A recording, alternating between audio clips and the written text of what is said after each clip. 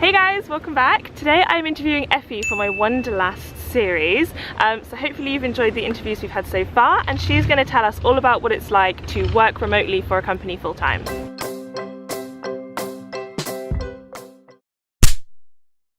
I don't really have full-time work anymore per se. I think I do a lot of different things. I've been to a lot of different projects. I do some freelance work and like some just kind of on the side projects.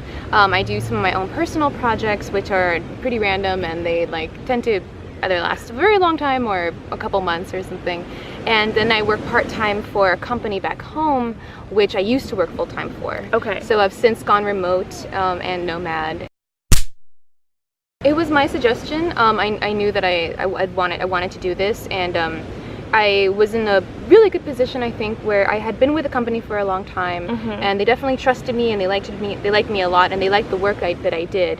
And I was also working for a company where there were already remote people. They have engineers that were working in Spain, and a couple people who worked just in different states. It wasn't a big leap of faith that I could work remotely.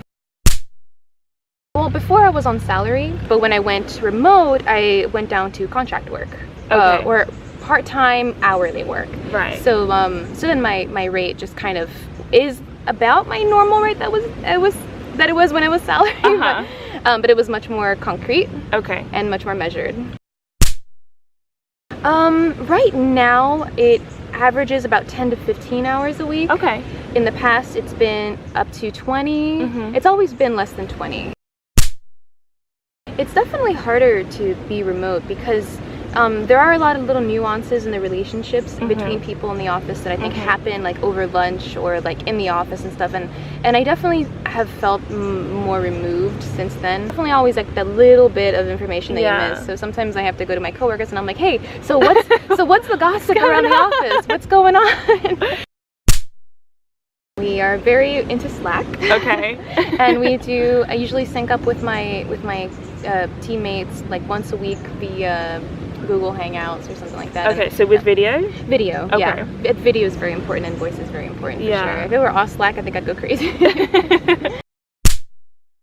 If this is something that you really want to do, take the risk, because when I was going to propose working remotely, I was scared. I was nervous. I was like, oh no, what if this doesn't go my way? Yeah. Go for it, because you might just have the time of your life. You might just have the adventure that you've been craving, and I'm really glad that I did. And I've heard some people say that maybe a good way to do it is to ask for either a couple of days a week at home to get used to that idea, and then you show them the data and you're like, I was really productive when I was working from home because there's no distractions and no one coming up to my desk, and you kind of use that as a starting point to get to be remote. So maybe that would be an interesting way to do it. But I think you're right, if you're doing a good job, they don't want to lose you.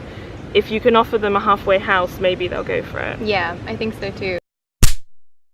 This is one of the awesome things about living in Southeast Asia as well, is that the cost of living here is so much cheaper. So even doing part-time work, I feel like my needs are much more covered. Yeah. So I can spend more time doing passion projects like writing a novel or So what are you doing at the moment? Novel? So right now I just did NaNoWriMo, a National Novel Writing Month, my first novel, and that was really fun and really exciting. I'm working on a personal side project called Sketch-A-Day, which is still in the very, very beginning stages, and it's just a tool for artists. Yeah. Because I'm an artist, I'm a designer, illustrator, and so I'm really excited to work on both of those things and make the time to do those, and also have my paid work on the side. So that's definitely one good side of working for a company or on a paid project, even if it's not something that rocks your world. At least then you still have the energy and the spare time and the financial freedom to do passion projects as well. Definitely. It's a really good scenario, and I'm really glad that I have it. It might not always be the case, but while you have the security, or while I have the security, it's really nice. It's been variable over the last year and a half. Sometimes I think that the most effective thing for me has been to dedicate a day to one particular task. So if I'm going to be working on the novel, I just like do that on Thursday. Okay. If I'm going to be working for my company, then that's like Tuesdays and Thursdays, and I make sure I get my hours in. Because for me, like switching tasks tends to be a little draining. Right. So like if I can just focus on one thing for a day. I'm kind of the opposite. I like to split it up so that I have sooner deadlines.